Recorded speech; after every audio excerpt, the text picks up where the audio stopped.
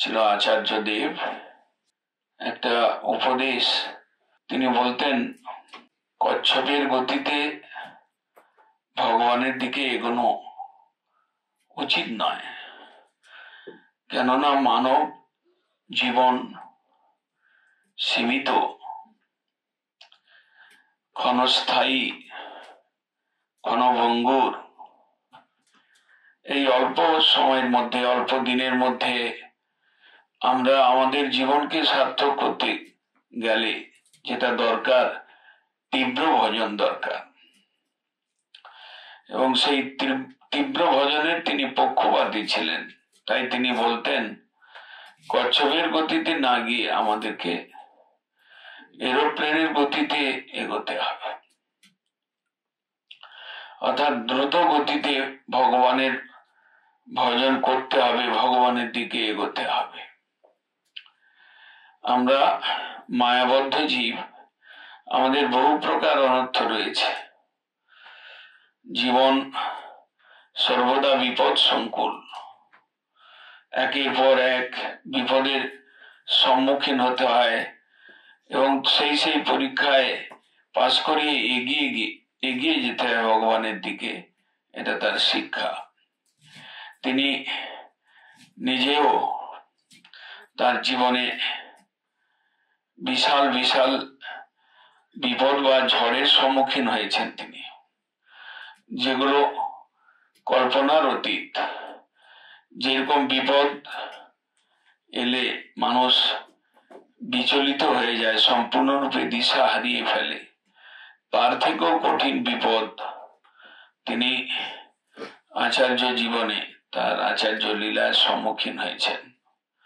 কিন্তু তথাপি তার উপদেশ যে এই সকল বিপদ এলে বিপদের মস্তকে পা রেখে, যেমন যারা ধ্রুব প্রহ্লাদ আদি, যেমন তারা ঈশ্বরের উপাসনা করে বেরিয়েছেন, তারা এগিয়ে গেছেন, তারা সাকসেসফুল হয়েছেন, তাদের জীবনে সাকসেস পেয়েছেন, তেমনি আমাদের জীবনে বড় বড় বিপদ আসতে পারে এবং আসবেও, আসছেও।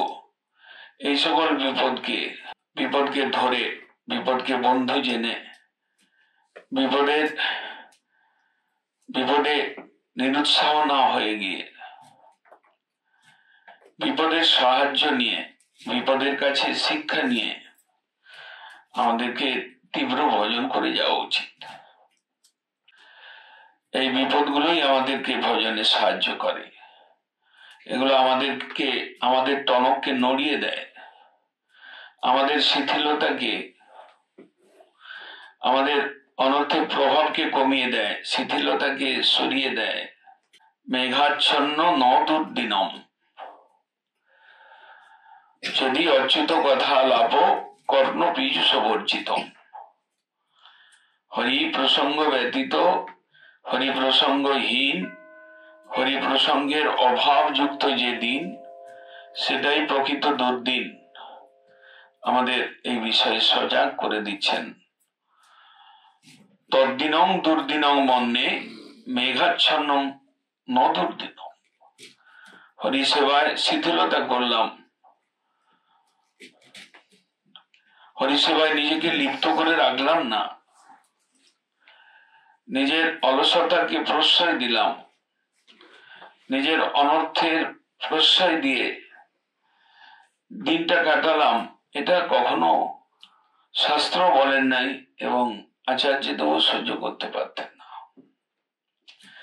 তিনি বলছেন, শামুকের গতি, কচ্ছপের গতি, তাদের একটা গতি রয়েছে, এটা শ্লথ, এটা ধীর গতি। আমাদের এই রূপটা হতে হবে না। এটা শাস্ত্রের প্রমাণ দিয়ে বলছে। শ্রীমদ্ ভাগবতে রয়েছে যে তীব্রেণ ভক্তি যোগেন যজতি পুরুষং পরম। পরম পুরুষকে উপাসনা করতে গেলে আমাদের কাছে সময় কম, আমাদের কাছে বাধা বেশি, প্রচুর বাধা, আগে পিছে সামনে ঊর্ধ্বে অধে সর্বদিকে বাধা পরম পুরুষের উপাসনা করতে গেলে। এবং সেই পরম পুরুষকে উপাসনা করতে গেলে ভাগবতের শিক্ষা তীব্রেন ভক্তি যোগেন যজতে পুরুষং পরম। যারা বুদ্ধিমান ব্যক্তি তারা তীব্র ভক্তি যোগের দ্বারা তারা তীব্র ভজন করে এই সংসার থেকে বেরিয়ে যান। শিথিলতা প্রযুক্ত ভজন তারা প্রশ্রয় দেন না। আমাদের জীবন শত বিপদ সংকুল হলেও আমাদের জীবন কত সুন্দর।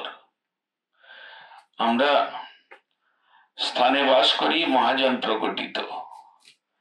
আমরা খাদ্য খাই সকাল সন্ধ্যা, পাঠ কীর্তন, শুদ্ধ হরিনাম, শুদ্ধ কীর্তন, শুদ্ধ কথা, শুদ্ধ সেবা নিয়ে আমাদের জীবন।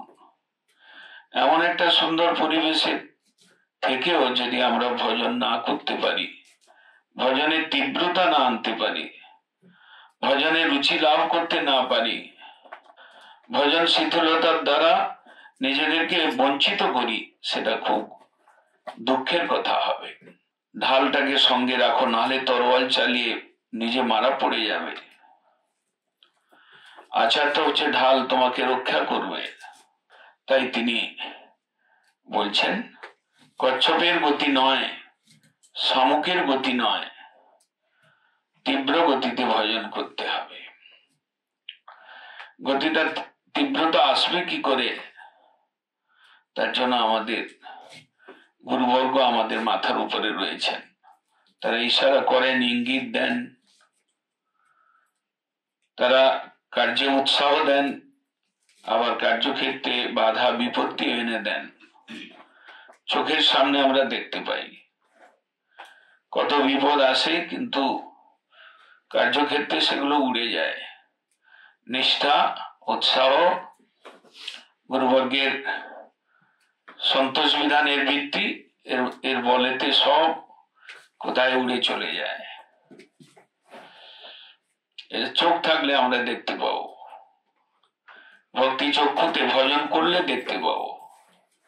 ভজন করলে ভজনের দৃষ্টিটা আসে, এবং সেই দৃষ্টি দিয়ে দেখতে হয় আমাদের গুরুবর্গ কত করুণ, তাদের এক একটা উপদেশ কত আমাদের পক্ষে কার্যকরী, সারগ্রাহী।